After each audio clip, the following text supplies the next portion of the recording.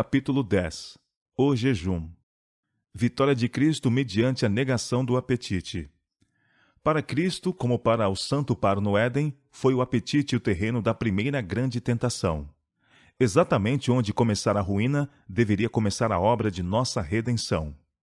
Como pela condescendência com o apetite caíra Adão, assim pela negação do mesmo devia Cristo vencer. E tendo jejuado 40 dias e 40 noites, depois teve fome, e chegando-se a ele o tentador, disse: Se tu és o Filho de Deus, manda que estas pedras se tornem em pães. Ele, porém, respondendo, disse: Está escrito, nem só de pão viverá o homem, mas de toda a palavra que sai da boca de Deus.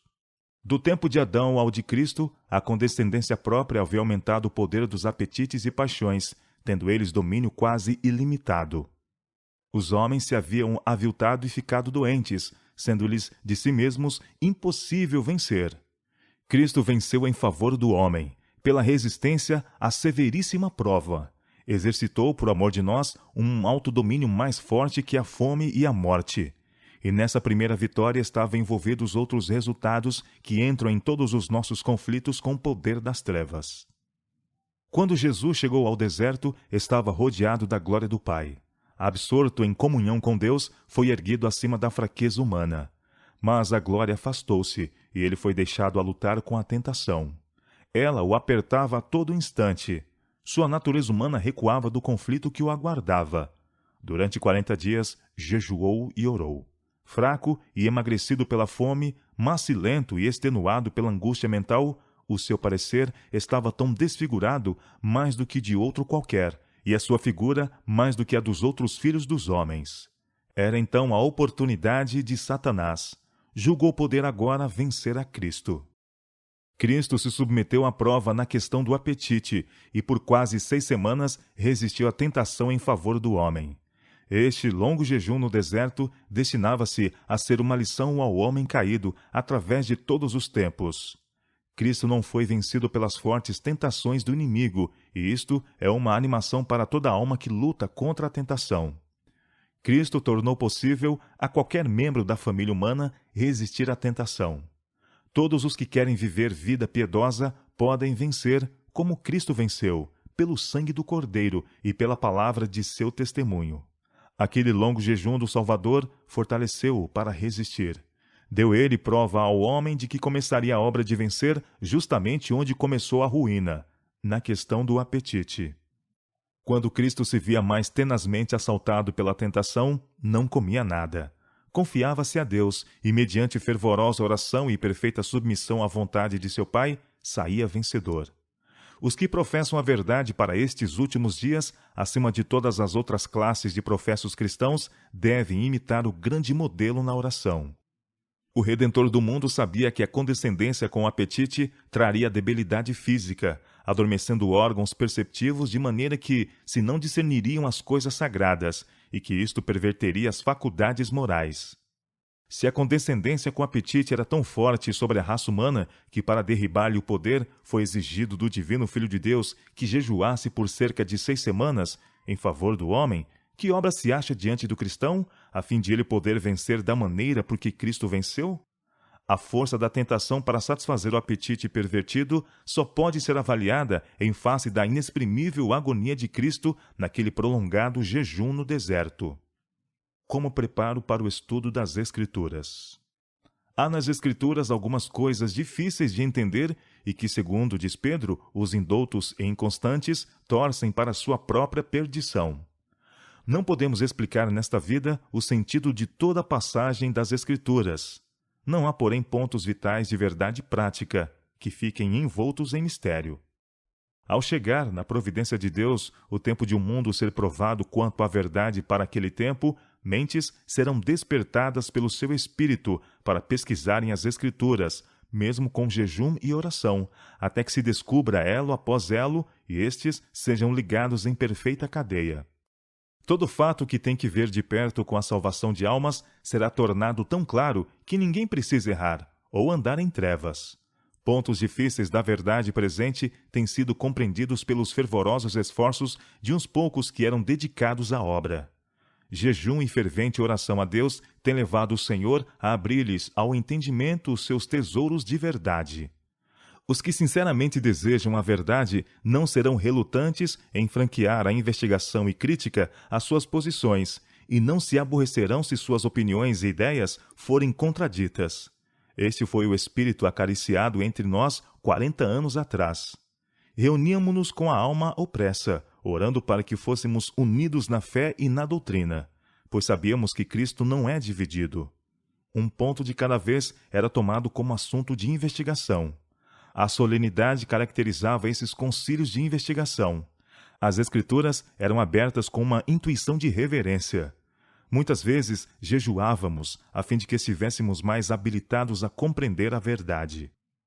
Quando é necessário o auxílio divino especial. Para certas ocasiões, o jejum e a oração são recomendáveis e apropriados. Na mão de Deus, são meio de purificar o coração e promover uma disposição de espírito receptiva. Obtemos resposta às nossas orações porque humilhamos nossa alma perante Deus. É desígnio de Deus que os que têm responsabilidades se reúnam muitas vezes para aconselharem-se mutuamente e orarem fervorosamente, pedindo aquela sabedoria que unicamente Ele pode comunicar. Unidos, fazei conhecidos a Deus vossas dificuldades. Falai menos. Muito tempo precioso se perde em conversas que não trazem luz. Unam-se, irmãos, em jejum e oração, pedindo a sabedoria que Deus prometeu suprir liberalmente. Sempre que seja necessário para o progresso da causa da verdade e para a glória de Deus, que se tenha que defrontar um oponente, quão cuidadosa e com que humildade devem eles, os defensores da verdade, entrar na luta. Com esquadrinhação do coração, confissão de pecado e fervorosa oração, e muitas vezes, jejuando por algum tempo, devem suplicar a Deus que os ajude especialmente e conceda à sua salvadora e preciosa mensagem uma vitória gloriosa, a fim de que o erro apareça em sua verdadeira deformidade e seus defensores sejam completamente desbaratados. O verdadeiro jejum.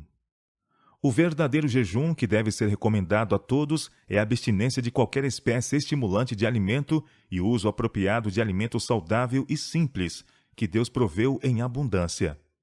Precisam os homens pensar menos acerca do que hão de comer e beber de alimento temporal, e muito mais acerca do alimento do céu, que dará tono e vitalidade à experiência religiosa toda. Agora e daqui por diante, até o fim do tempo, deve o povo de Deus ser mais fervoroso, mais desperto, não confiando em sua própria sabedoria, mas na sabedoria de seu líder.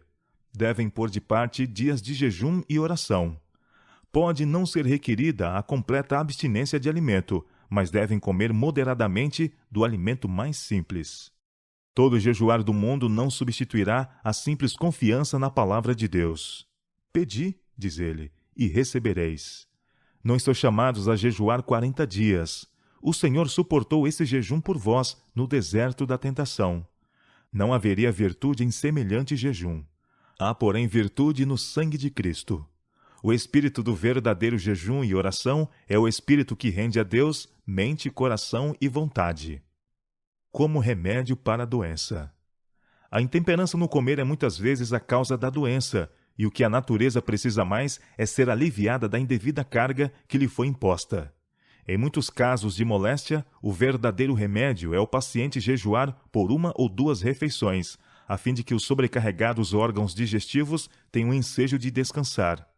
Um regime de frutas por alguns dias tem muitas vezes produzido grande benefício aos que trabalham com o cérebro. Muitas vezes, um breve período de inteira abstinência de comida, seguido de alimentos simples e moderadamente tomado, tem levado à cura por meio dos próprios esforços recuperadores da natureza. Um regime de abstinência por 1 ou 2 meses havia de convencer a muitos sofredores que a vereda da abnegação é o caminho para a saúde. Alguns há que seriam mais beneficiados pela abstinência de alimento por 1 dia ou 2 cada semana, do que por qualquer quantidade de tratamento ou conselho médico. Jejuar 1 dia por semana se lhes ia de incalculável benefício. Condescender em comer com demasiada frequência e em quantidade demasiado grande sobrecarrega os órgãos digestivos e produz um estado febril do organismo.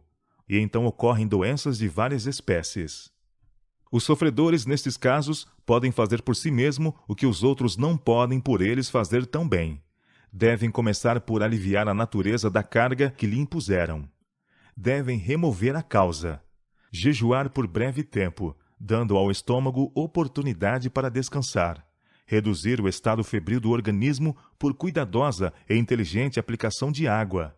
Esses esforços ajudarão a natureza em sua luta por livrar o organismo de impurezas. As pessoas que condescenderam com apetite para comer livremente carne, molhos altamente temperados e várias espécies de substanciosos bolos e conservas não podem imediatamente ter prazer num regime simples, saudável e nutritivo. Seu paladar está tão pervertido que não tem apetite para um regime saudável de frutas, pão simples e verduras. Não devem esperar que logo de início tenham prazer em alimento tão diferente daquele com que têm estado condescendendo. Se não podem, a princípio, ter prazer em alimentos simples, devem jejuar até que o possam. Esse jejum se lhes demonstrará de maior benefício do que remédios, pois o abusado estômago encontrará o descanso de que há muito vinha necessitando, e a verdadeira fome pode ser satisfeita com regime simples. Levará tempo para o paladar recuperar-se dos abusos que recebeu e voltar ao seu tom natural. Mas a perseverança no procedimento de negação própria, quanto a comer e beber, logo tornará saboroso o alimento saudável, e logo será tomado com maior satisfação do que o gastrônomo sente com suas ricas iguarias. Guardai-vos da abstinência debilitadora. Em casos de febre alta, a abstinência de alimento por breve tempo diminuirá a febre e tornará mais eficaz o emprego de água. Mas o médico assistente deve compreender a real situação do doente e não permitir que o seu regime seja reduzido por grande espaço de tempo, até que seu organismo se debilite. Enquanto a febre está alta, pode o alimento irritar e excitar o sangue. Mas logo que se vença a força da febre, deve-se-lhe ministrar alimento, cuidadosa e judiciosamente.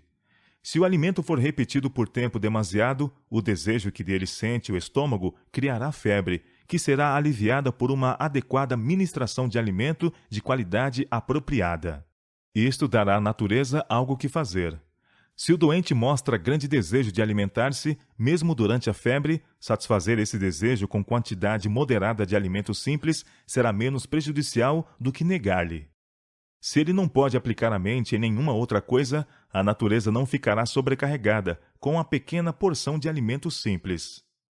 Conselho a um pastor idoso. Fui informada de que por certo período de tempo tomastes apenas uma refeição ao dia. Sei, porém, que em vosso caso isto está errado, pois foi-me mostrado que necessitáveis de um regime nutritivo e que estáveis em perigo de serdes abstêmio por demais. Vossa força não admitia tão severa disciplina. Penso que tendes errado em jejuar 2 dias. Deus não requeria isto de vós. Rogo-vos que sejais cauteloso e comais livremente alimento bom e saudável 2 vezes ao dia. Por certo, vossa força descrescerá e vossa mente se tornará desequilibrada, a menos que mudei vosso procedimento de usar um regime abstêmio.